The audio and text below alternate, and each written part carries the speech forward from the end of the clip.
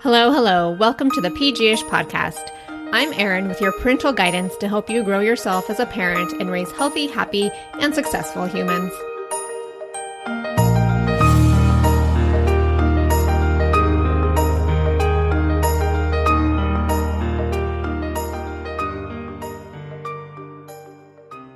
Hey friend, if you've been on the fence of joining my Weary to Revive class, don't miss out. We officially started yesterday, yes, but you're not too late. And it's exactly what it sounds like. I'm going to take you on a journey out of your weariness toward feeling revived again. Mama, this is for you. I know how you're feeling. In fact, what I share today will be the focus of Module 3, although we're going to go much deeper. So sign up today via the link in the show notes to join and start feeling good again. Now, I don't know about you, but I had sex ed in maybe like 4th grade. And basically, it was a one-time conversation that referenced that at some point I'd get my period and yeah, the boys will have changes too, but life will be unfair for me as a girl. At least that's what I heard. Oh yeah, and there's this thing called sex and don't do it because you'll get pregnant every time. My parents were no help either because they never talked to me about anything. And I remember having this silly illustrated sex book, or at least like where babies came from, and I have no idea where I got it from. I'm pretty sure my parents didn't give it to me. I don't know. I don't think I stole it. Anyway, it's truly shocking to me that it's only been in the last 5 years that I truly began understanding my body, my female body, which is insane that I've missed out on utilizing the true superpowers of being a woman. Like decades, my friends. And I guess the silver lining, or at least this is how I'm reframing it, is that I can thankfully teach my girls and help them on their journey throughout puberty. Okay, but super side note, this is so random, but did you ever read, like back in the day, Are You There, God? It's Me, Margaret? I listened to the audiobook last weekend with my girls while we were driving around town, and it's so silly, but it's relatable, especially for my 6th grader. I cannot wait to see the movie in April. Okay, but back to these female superpowers. Perhaps you're way cooler than me and already know all about your hormones.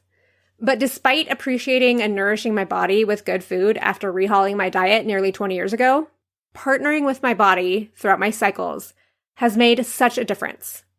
And did you know that women are 50% more likely to experience burnout? Crazy. But knowing your cycle will help with that burnout. Because women's energy isn't linear like men's 24-hour cycle. We have a 28-day, or thereabout, 28-day cycle. And you probably also know that you are not the same woman every day, or at least someone can vouch for you about that. Alisa Vitti is a functional nutritionist and women's hormone expert, here to share with you how to harness the power of your period and pretty much change your life and world. Here she is. Your body is a change agent. And then that can start to affect the rest of your life. And that was so, so exciting. And that's when I fell in love. I said, oh my God. Here we are walking around with these blueprints in our bodies that tell us how to live and work in a way that's in the flow of our bodies. And if we can become fluent in the language of our biochemistry and our physiology, this grouping of glands and organs that I like to call lady parts, that we can have access to an infinite source of energy and vitality and clarity and unwavering purpose. I mean, I was totally hooked. So Aldous Huxley once said that man is an intelligence merely in servitude to his organs. And I thought that's sad, that we look at being in our bodies as this sort of slavery-based trap that we have to deal with. And I've really instead found that women who get into partnership with their bodies end up becoming the fullest expression of themselves and living as leaders and change agents in their lives and communities. So let me introduce you to your lady parts. So there are 2 things I want you to know. First is the physiological structure in your body called the endocrine system. 6 glands. Hypothalamus in the midbrain, pituitary gland nestled close by, thyroid here, pancreas here, adrenals here, ovaries here. They work in an interconnected way, making sure that your body has what it needs to function. Brain, heart, muscle tissue, hormones, right? Fascinating. And they're so highly sensitive. The hypothalamus works with this thing called negative biofeedback. So anytime something happens, the temperature changes outside. Hypothalamus picks that up, pituitary gland sends a message to the thyroid. All of a sudden, you are adjusting to the temperature. You didn't have to do a thing. You were merely enjoying the weather. Genius. Only in a body could that happen. Anyway. Then there's this physiological structure. Your hormonal ratios. You have 4 of them that happen in a 1-month cycle. And it's really interesting because we only ever reference that in a very basic way, like, I want to get pregnant or I don't want to get pregnant, right? That's how we reference these hormonal ratios, right? The ovulation one is kind of the most famous. And the period, the menstrual part's the most infamous. But there are 4. There are a couple others. So I want you to start to think about, where are you in that cycle? And here are the 4 phases. So first you have the follicular phase, fascinating phase. And neurochemically, these hormonal ratios change your brain chemistry, right? So you are a different person week over week within the month. Yeah, you know. Yeah. Yeah. In that follicular phase, where the eggs are kind of coming up to maturity, one is going to make it to the fallopian tube. It's a very exciting time. Neurochemically speaking, you have the most access to creative energy that you will have the entire month. Effortlessly. This is a perfect time to begin new projects. Mastermind, plan, dream big, all of that. In the ovulatory phase, which we all know very well, so I'm not going to dive into it. In the ovulatory phase, we have the best communication skills and the most energy that we're going to have all month. This is definitely a time to have important conversations. Like, wouldn't it be genius if you could plan to ask for a raise when you're ovulating? Please, whoever's trying to not give you the money to be like, please take the money. You're so irresistible. Or go on a first date, or have an important conversation with your partner, or tell your mother something that you really want her to say yes to. You're just a magnet at that time. In the luteal phase, B vitamins are being called into action because the lining is thickening, and this is a very energized process. But we become very detail-oriented at this time. So that shoe closet you couldn't get to organize before, this is the week. Detail-oriented tasks, very easy to do. Try not to plan them in the other 2 weeks.